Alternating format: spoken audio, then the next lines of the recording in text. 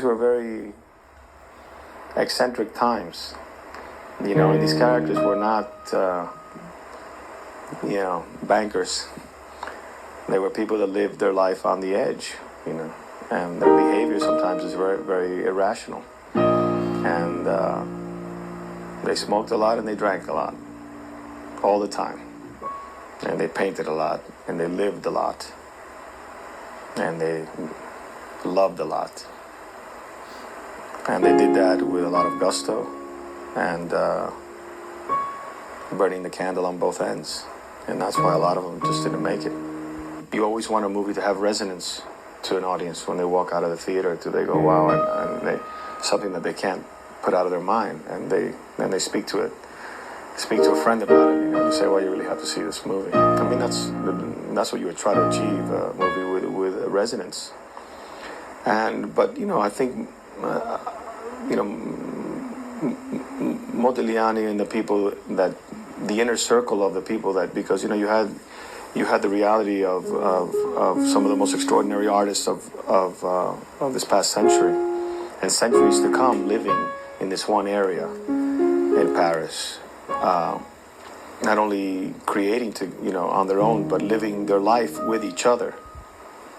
In our movie, we have, Picasso and Modigliani and Utrillo, Soutine, Max Jacob, Jean Cocteau, Diego Rivera. And you also have the music of Satie and Debussy and Ravel, and all these people were existing, in Paris at that time, creating some of the most important work ever to be created, so it was kind of like a new Renaissance time period, the modernists and so forth. So it was an extraordinary time in history. And for those people to be gathering every day at the same cafe to reflect upon their work and the things that were going on and to feed off of each other.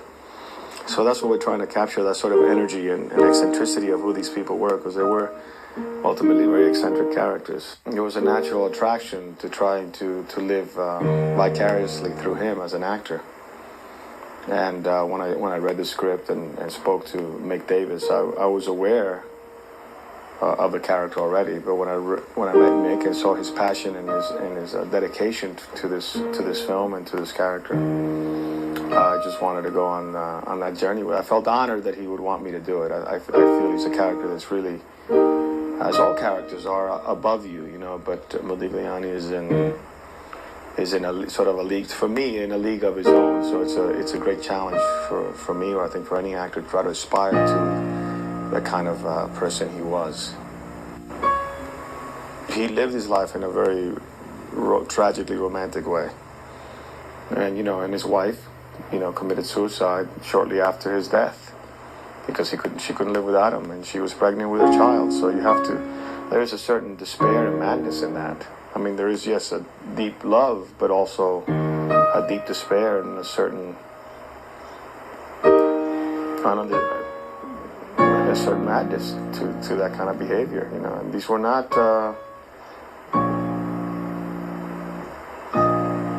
these people were not woven with middle of the road cloth, or threads. These were eccentric people living on the edge, And any character you play, you personalize the character, and every you have 10 different actors. They play Modigliani, differently. Everyone will bring their own sense of personalization to the part, or whatever they see in the part. It's like, you have Hamlet and you have 100 Hamlets, and they all are different. You have the text, but so I bring everything that I am to him, and obviously there's a reason why I'm attracted to him, and there are things in the material that are very directly related to things that are very personal to me, and that's why I'm here, and I use those things in the interpretations of the part. Bucharest I had been known for years as certain parts of it, the older parts of the city, as Little Paris. So we've been able to find some very interesting locations that we could manipulate through some art direction, and we were able to build some streets in the studio.